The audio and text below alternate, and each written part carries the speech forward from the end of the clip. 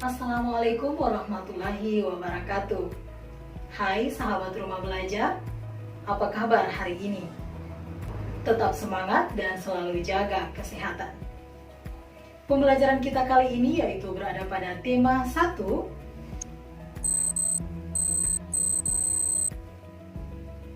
pertumbuhan dan perkembangan makhluk hidup, dan subtema 1, ciri-ciri makhluk hidup. Dengan kompetensi dasar dan tujuan pembelajaran sebagai berikut.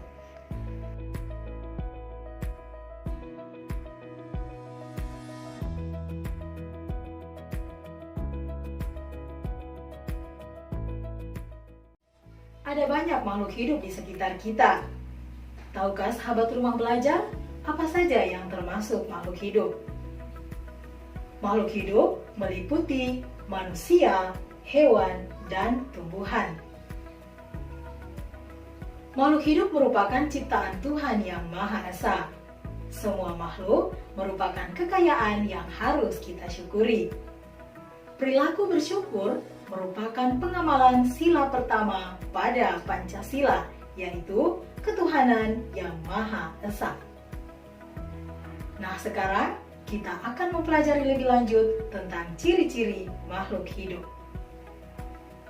Setiap makhluk hidup memiliki ciri-ciri tertentu, dan sebagian besar makhluk hidup memiliki ciri-ciri yang sama.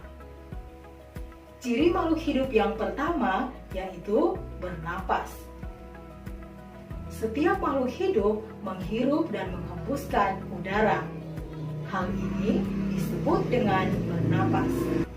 Alat pernapasan pada makhluk hidup berbeda-beda. Misalnya pada manusia.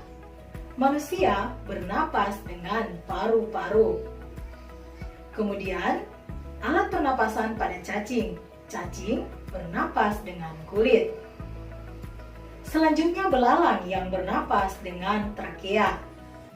Ikan yang bernapas dengan insang. Dan tumbuhan yang bernapas dengan stomata atau yang disebut mulut daun. Selanjutnya, ciri makhluk hidup yang kedua, yaitu memerlukan makanan dan air.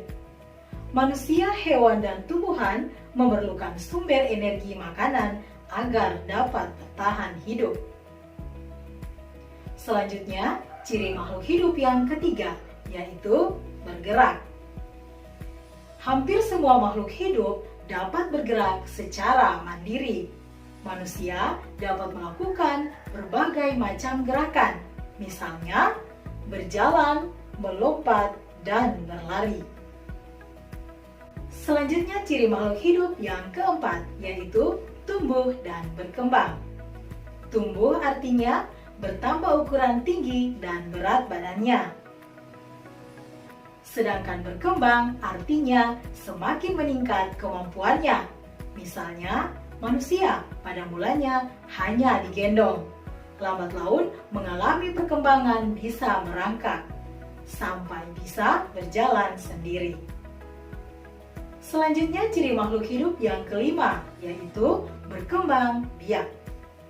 Cara berkembang biak makhluk hidup juga berbeda-beda. Manusia berkembang biak dengan cara melahirkan. Ayam berkembang biak dengan cara bertelur.